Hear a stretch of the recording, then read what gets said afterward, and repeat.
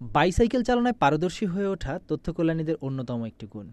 কারণ বাইসাইকেল সহযোগে তথ্য কল্যাণীরা খুব কম সময়ে বিভিন্ন এলাকায় গিয়ে সেবা প্রদান করতে পারেন।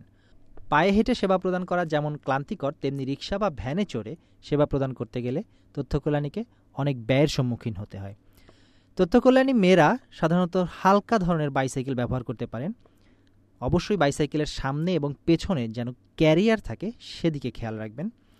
ক্যারিয়ার থাকলে তথ্য কল্যাণীরা তার উপকরণগুলো সহজেই বহন করতে পারবেন এবং বিভিন্ন সময় বিভিন্ন পণ্য পৌঁছে দেওয়ার কাজেও এটি ব্যবহার করতে পারেন।